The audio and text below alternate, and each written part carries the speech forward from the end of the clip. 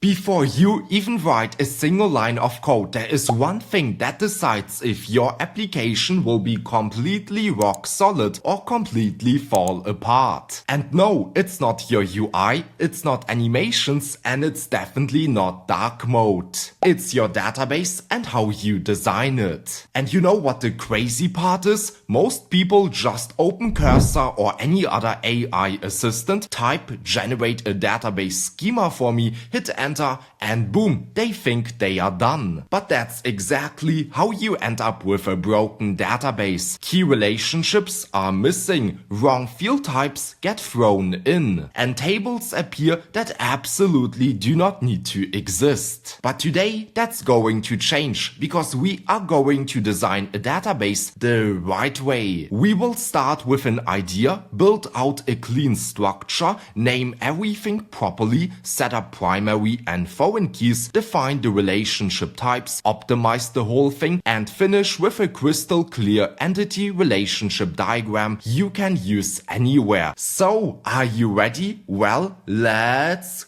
go! Alright, so to get started, you want to first of all define your idea. What do you want to build? What features do you want to include? In general, you want to create a project scope. To speed things up a bit, I already created one for us. So I want to create TeamFlow. TeamFlow is a competitor to Slack, which means it's a B2B application. Now, if TeamFlow sounds familiar to you, then that's because 1 month ago, I released a huge 24-hour video where we built TeamFlow. So essentially, I want to create a modern team communication platform for businesses. The features should include workspaces, which represent individual companies using the platform. We then also have users who can join multiple workspaces and collaborate across different teams, channels inside each workspace where members can communicate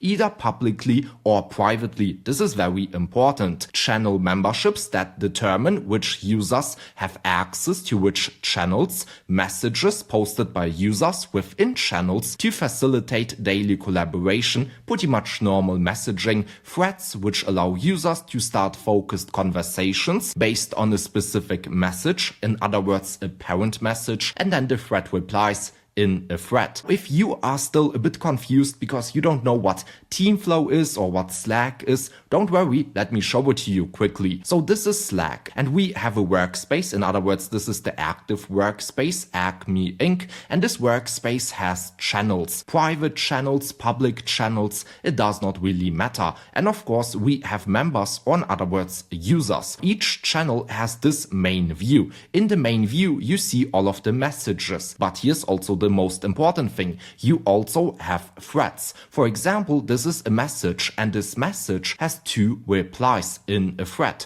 So normally you would now also have a thread sidebar where you would see these replies. Again, at the end of the day, Slack is pretty much Discord, but instead of being a B2C application, it's a B2B application, business to business. And since you now know what we are going to build, we won't actually create TeamFlow, but rather the ERD, entity relationship diagram for TeamFlow. We can also get started. And the next step is not to create the ERD, but rather to define the tables that we will need to create. In this case, we will need to create 8 tables: workspaces, users, workspace memberships, because we need to know what users are a part of a specific workspace, channels, then channel memberships, because there are private channels, public channels, not every member is a part of a private channel, messages, threads, and then thread replies, because each thread has then a certain amount of replies. So in total, we need to create these 8 tables, and then of course also create the relationships. And now to visualize all of that, we will create an entity relationship diagram. So to create an ERD, I will use Eraser. This is not sponsored. You can use any other software. It does not really matter, but Eraser is what I use in most cases for ERDs, and that's why I will use it right here in the video. So let's click on Canvas. I will click on the plus icon. I want to create diagram as code, and in this case, I want to create an entity relationship diagram. So to get started, they already created a lot of tables and also relationships, but this is not TeamFlow. This is some other random project. So let's delete everything and we will start off fresh. So the first table that we need to create is the workspaces table. So I will copy the name and paste it inside of here. On the left, you should already see the new table, workspaces. It looks quite ugly, but we can style it. So let's use these array brackets. I'm not sure how you call them, but I call them array brackets. And let's render an icon. This will be, I don't know, workspaces. Yeah, this one. And let's also give it a color, which will be blue. And as a next step, we can now open pretty much this table, this object. And inside of here, we will define all of the fields. So what fields does a workspace have? Well, probably some sort of name, which will be of type string, then maybe a slug, which will be of type string, and unique, because in most cases, a slug should be unique. Then what else should a workspace have? I think that's it, to be quite honest with you. Let's continue with the next table, and the next table is for users. So I will copy paste workspaces, and this should be now called users. For the icon, this will be also users, and then for the color, this will be, let's say, green. This means if we now look at our canvas, we in total have 2 tables. They don't have any relationships or anything like that, but we will implement them a bit later on. So we need to now update the fields because the users table does not need any slug. So what do we want to store inside of here? Well, first of all, the email, which will be of type string, and also we will make the email unique. Then what else? Let's also say display name. This will be of type string. Maybe also the avatar URL. This will also be of type string. And I think that's it. So we are now finished with these 2 beautiful tables. We added all of the fields. We added a beautiful color for each table, an icon. So we are finished, right? Let's continue by creating relationships. No, not so fast. As you all know, we need to create in total 8 tables, but we only created 2. Instead of creating them together and going through every line step by step, instead you will create them, the other 6 tables, and I will also do it individually. And then once finished, I will show you the result, or in other words, how they are structured. So once finished, I will come back. So I created the other 6 tables. We now have in total 8 tables, and let's go through everything quickly. So we already looked at the workspaces table and at the users table, and the next table that I created is the workspace memberships table. We only have one field, which is the role, and this is of type string. This means, is the user an admin, is the user a normal member, or maybe the owner? Who knows? We need some sort of role. Then we have the channels table, and in the channels table we have 2 fields, the name of the channel and then is private, which is a boolean. So is the channel a private channel that only specific users can be a member of, or is it a public channel that anyone in the organization can view and then also, I guess, participate in? Then we have the channel memberships table with also only one field, which is the role. So this table will tell us which users are in which tables.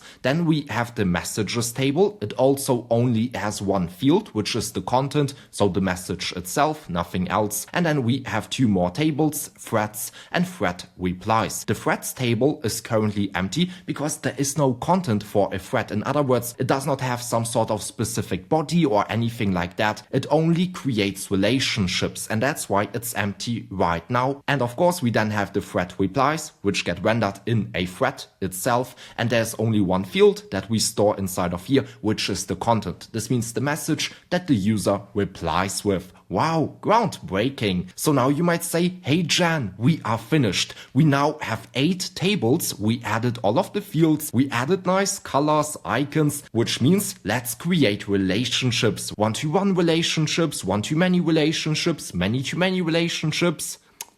No, not so fast, my friend. We are still not finished because these tables, yes, they are finished, or I guess we are finished with the initial version of each table, but there are still a lot of things missing, or in other words, there are a lot of things that we can optimize and that we need to optimize for a good database. So let's go through the tables. I have the workspaces table, I define my fields, this all looks fine. The same thing is also true for users. I define my email or display name, avatar URL. How is this spelled? Well, this is camel case. This means the first word is lowercase and then the second word, the first character, is uppercase. And now let's continue with, for example, the channels table. Let's look at the fields. Is private. Wait, this is snake case. This is inconsistent. This is not right. And yes, you are right. You want to always be consistent. And I would recommend you to always use snake case. Don't use camel case. Don't use kebab case. Always use snake case. This means word 1 underscore, word 2 underscore, word 3 underscore, and so on. Camel case is what you use in most cases in the JavaScript world, but in the database world, you want to use snake case. So let's go back, and then instead of saying display name in camel case, this will now be display underscore name. And the same thing is also true for avatar URL. This will be avatar underscore URL. So now we are finished with optimization number 1, but we are still not finished. Let's imagine the following. You create a waitlist for your project, and you know what? Your project is kind of successful, or in other words, people get interested. They enter their email and sign up to your waitlist. After some time, you have 100 members who signed up. So pretty much people who are interested in your product. But now a bad actor comes, takes his bot and spams your application. Now your website has 5,000 fake signups or 5,000 people who are interested in your product. But these are fake people, fake emails. At the end of the day, a bot created that traffic. Now you might say, hey Jan, it's super easy to fix. In our database, we probably have the table registrations or something like that with the user email.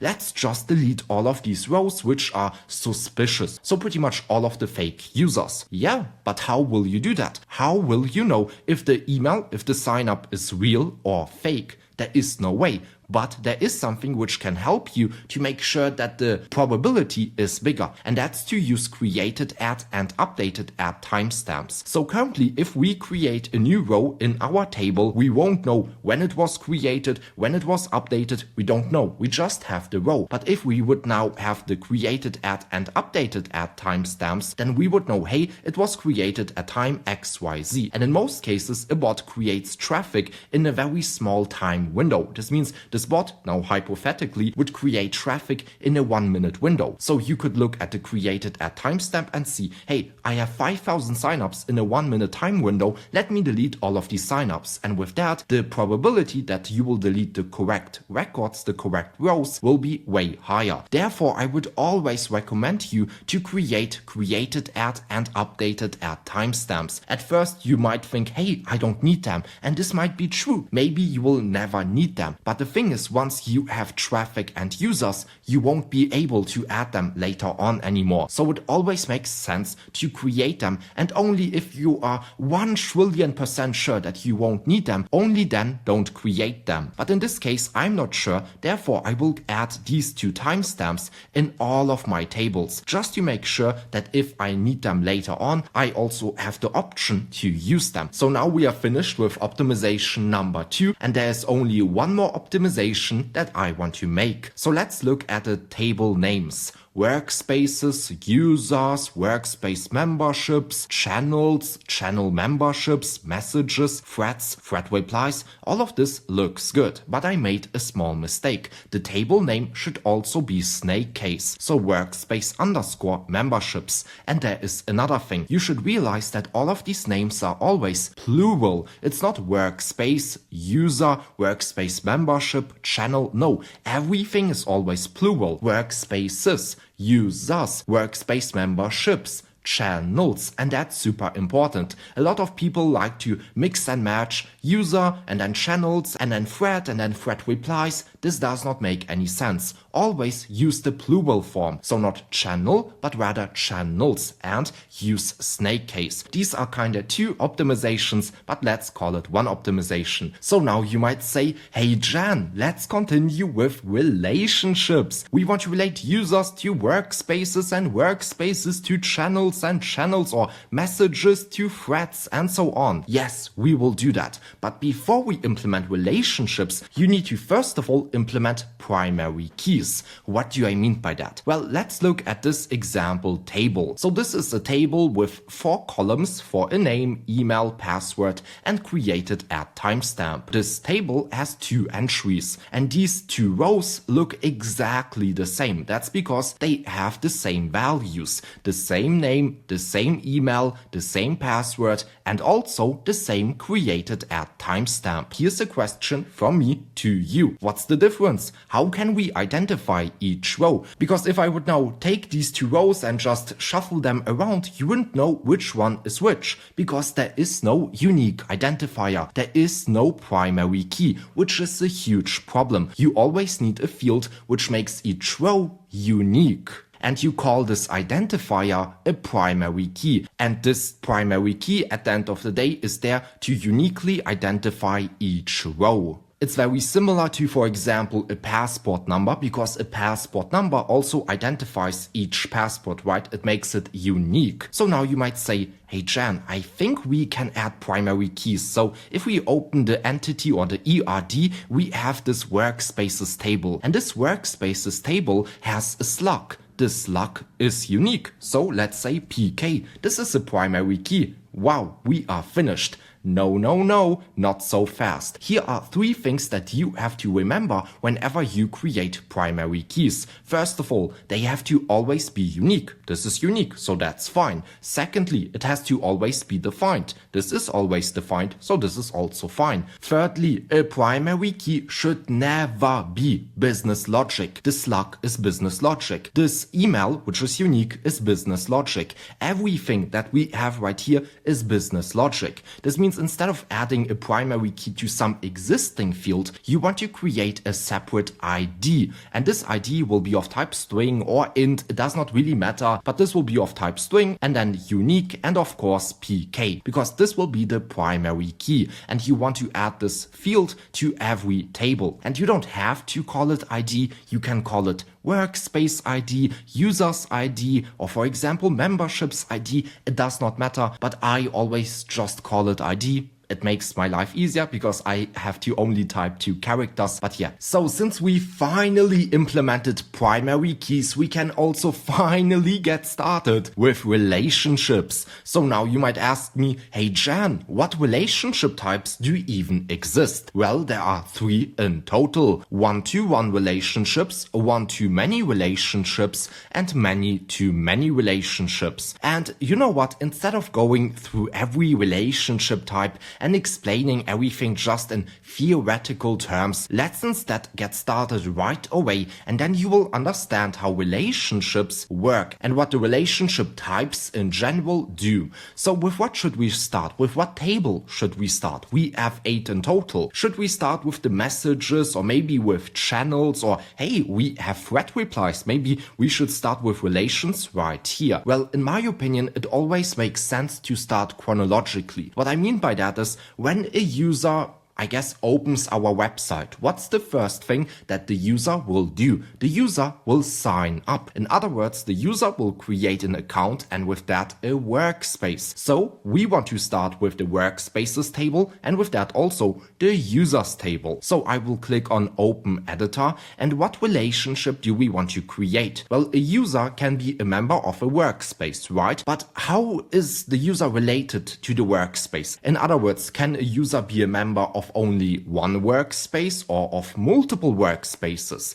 And can a workspace have only one user or multiple users? This is a question that you have to ask yourself. But in this case, one user can be a member of multiple workspaces. Workspace A, B, C, D, E, F, G. And each workspace can have multiple members, many users. So this means workspace A could have user A, B, C, D, E, F, G. This is what you call a many-to-many relationship. Many workspaces, many users. If you would have a one-to-many relationship, then it would mean that one user can be a member of multiple workspaces, but each workspace can have only one member. This, of course, does not make any sense. You want to have many workspaces with many members. And now the question arises, how do you create a many-to-many relationship? Or in other words, how do you create a relationship in general with Eraser? So what you want to do is click on this button which says syntax help, and then this docs page will open. And inside of here you will see that you can create a one-to-many relationship by using this smaller than sign. You can create a one-to-one relationship by using this dash, and then you in theory can also create a many-to-many relationship by using the smaller than and bigger than sign. But to be honest with you, we won't do that because you normally don't do that. What you do instead is create a join table. But let me show it to you. So if we look at our tables, we have the workspaces table and the users table, and we need to now create a relationship. As mentioned, it's a many-to-many relationship. So how can we do that? Well, we created a join table, workspace memberships, and this workspace memberships table will be, as mentioned, the join table, which will hold both relationships. And with that, we will create a many-to-many relationship. If this currently sounds confusing, don't worry, you will understand it in a second. So let's create a comment. I will say many-to-many, and let's first of all say a workspace can have many users, many members. So workspaces.id, that's the primary key. Then we want to use the less than sign, one-to-many, and we need to use our join table, workspace memberships. So workspace memberships, and what should we do now? .id, .role, .created at? No, we want to create a foreign key. So essentially a primary key is there to uniquely identify a row. As you already know, we defined the ID. That's our unique key, which is the primary key. And a foreign key is actually also a unique value, a unique field, but this field refers to the primary key in another table. So when you want to create a relationship, you always need a primary key in your main table and then a foreign key in the second table. And then when you want to create a relationship, you reference the foreign key, in this case this one for example. And this then creates like a link between the two tables, and you also ensure that the data stays consistent. So if we now go back, we need to go into our workspace memberships table and we need to create a new field. So I will create a comment FK for foreign keys, and inside of here we will create a foreign key called workspace_ID, which will be of type string FK. And if I go back, we can now say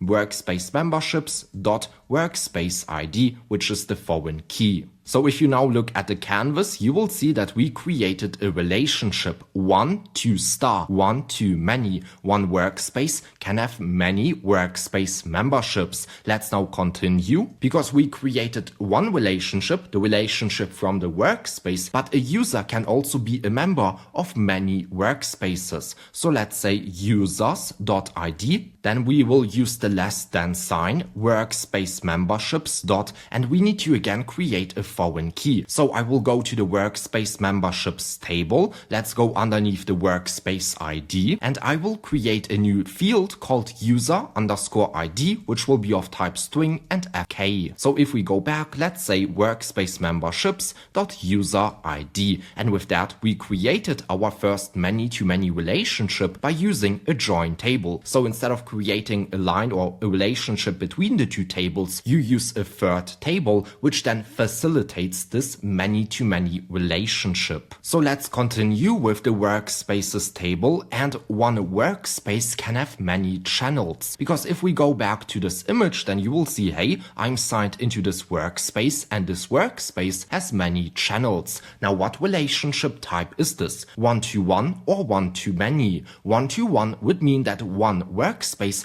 can have only one channel, but this is not the case. One workspace can have many channels. Therefore, this is a one-to-many relationship. I will open the editor. Let's scroll to the bottom. I will create a comment, one-to-many. and let's say workspaces.id less than to create a one-to-many relationship, and this will reference our channels. But here's the thing, we again don't have a foreign key. So let's go to the channels table. I will create a comment fk, and inside of here let's create a workspace ID which will be of type string, and with that also a foreign key. If I go back, I can now reference the workspace ID. And if you go back to the diagram, you will also instantly see a new connection. So this workspaces table has a connection to the channels table. As the next step, I want you also know who created the channel. So in the channels table, we will create another foreign key, and this field will be called created_by_ID. This will be of type string fk. Let's scroll to the bottom to our relationships, and I will say users can create many channels. So let's say users.id less than, this means one to many channels, and then dot created by ID. So now users can create many channels, and we will also know who created the channel, what user. As the next step, we need to look at the relationship between users and channels, because if you look at this image, not this one, not this one, not this one, but this one, then you will see that each channel can have members. So an organization can have members, and then a channel can have members. So as an example, this organization has 1, 2, 3, 4, 5 members, but this channel, this one, has only 3 members. This means we need to create the relationship. And what relationship type is that? Is it a one-to-one relationship, or a one-to-many relationship, or maybe a many-to-many relationship? Well, in this case, it's a many-to-many relationship, because one channel can have many members, and one member can be related to many channels. This means we again have the same case as with our workspace and users. We need to create a many-to-many relationship using a join table, and thankfully we already created one, channel memberships. So let's scroll to the bottom. I will go into the many-to-many category, and let's create a new relationship. So one user, users.id, can join many channels, so one to many, and this will be related to the channel memberships table, and we need to again create a foreign key. So in the channel memberships table, I will create a comment fk. I will also make this a bit bigger, and then underneath, let's say user_id. This will be of type string fk, and I will scroll to the bottom and then say .user_id. So now one user can create or be a member of many channels, and each channel, so channel memberships.id, can also have many users. So users dot, and now we need to create a foreign key in the users table. So I will create a comment fk, and then this will be called channel_id. This will be of type string fk, and if I scroll to the bottom, I can say users dot, and then this will be channel ID. With that, we again created a many-to-many relationship using a join table. One user can be a member of many channels, and each channel can have many members. So this is the exact same idea as with our users and organizations. One user can be a member of many organizations. Each workspace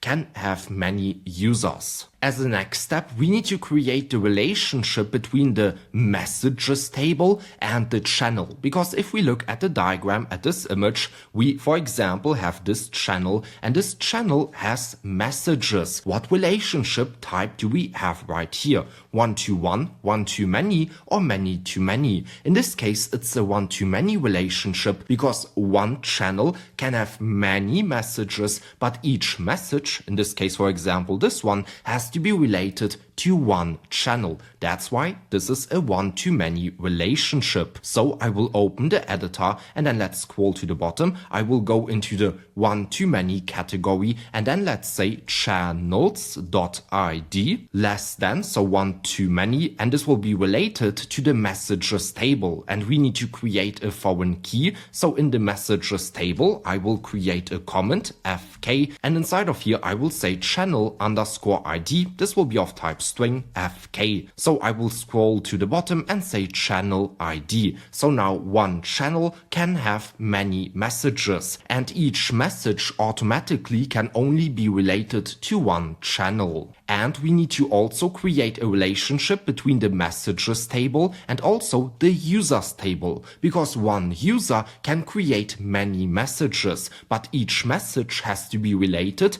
to one channel and one user. This means this is again a one-to-many relationship. So I will open the editor and let's say users.id less than, this means one to many, and then messages dot, and we need to create a new foreign key. So in the messages table, I will say user underscore ID. This will be of type string fk, and with that we will relate the user ID to the messages.userid foreign key. And as a next step, we need to relate the messages table to the threads table. And what relationship type do we have right here? Can one message have multiple threads, one thread, or maybe is this a many-to-many relationship? So in this case, this is a one-to-one relationship, because one message, in this case this one, can have only one thread, and one thread can only be related to one message. So we can go back, I will open the editor, let's scroll to the bottom, I will create a comment 1 to 1, and inside of here let's say messages.id, and this won't be less than, but instead a normal dash,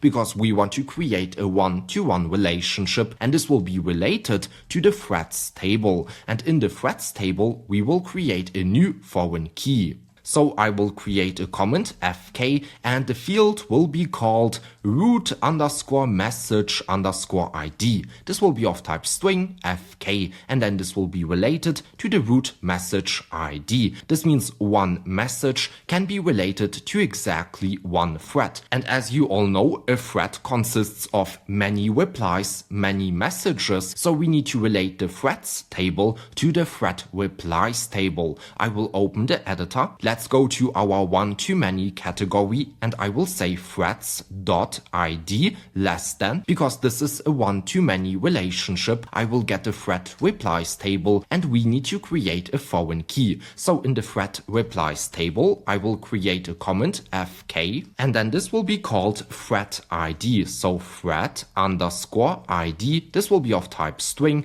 and then fk. So if I scroll to the bottom, I will say dot thread ID. So with that, one thread can now have many messages or many replies, but each reply is directly linked to one thread. And there is one more relation that we need to create, and that's the relation between the thread reply in general and also the user, because one user can create many thread replies, but each thread reply is related to one user. What does that mean? What relationship type do we have right here? Well, this is a one-to-many relationship. So I will open the editor, and then let's scroll to the bottom. So I will go into the one-to-many category, and let's say users.id less than, because again, one-to-many, and this will be related to thread replies dot. We need to create a foreign key in the thread replies table. I will say user underscore ID. This will be of type string fk. So let's say user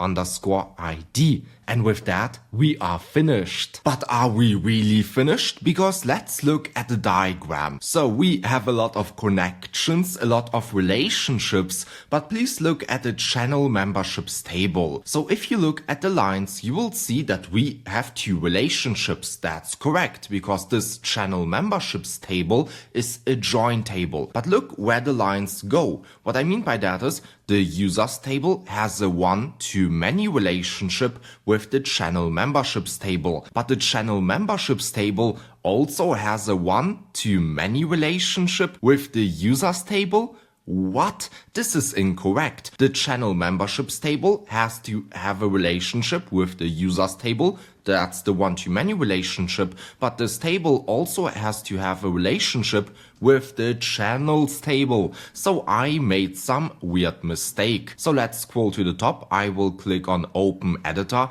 and let's analyze it. So we have the users table, and the users table has a foreign key. channel ID. This is incorrect, so let's delete it and let's scroll to the bottom to our relationships. So where do we have our user? So users ID less than channel memberships.user ID. This is correct, but channel memberships.id should not be related to users. Instead, we want to get the channels table.id less than, so one to many, and we want to relate the channels table to the channel memberships table. We of course need to create a foreign key, so I will scroll to the top to the channel memberships table and I will create a new field which will be the channel underscore ID. This will be of type string fk. Let's scroll to the bottom and this will be the channel ID. So if we again look at our beautiful diagram, then this will finally make sense. We now created a many-to-many relationship using a join table. But let's quickly analyze everything. So everything starts with workspaces, the table. The workspaces table has a many-to-many relationship with the workspace memberships table, or in other words, the workspace memberships table is the join table, because users can be a member of many workspaces and workspaces can have many members. Therefore, we have a many-to-many relationship, and that's also why we created a join table. Secondly, we have channels. Users can create many channels. Therefore, this is a one-to-many relationship between the users table and the channels table. But organizations or workspaces can own many channels, right? As you already know, this organization, this workspace has a lot of channels. Therefore, this is also a one-to-many relationship. One workspace, many channels. Each channel is related to one workspace. Then a channel can have many messages. One to many, but a user can also create many messages, one to many. And then each channel, of course, also, or at the end of the day, we again have a many-to-many relationship between channels and users, because one user can be a member of many channels and each channel can have many users. Therefore, many-to-many, the relationship. And that's why we created the join table channel memberships. And let's continue. We then also have two more tables, the threads table and thread replies. The messages table has a one-to-one relationship with the threads, because one message can only have one thread, and one thread has to be directly related to one message. And of course, a thread can have many replies. Therefore, the threads table has a one-to-many relationship with the thread replies table. So one thread can have many replies, but each reply has to be related to one thread, and one user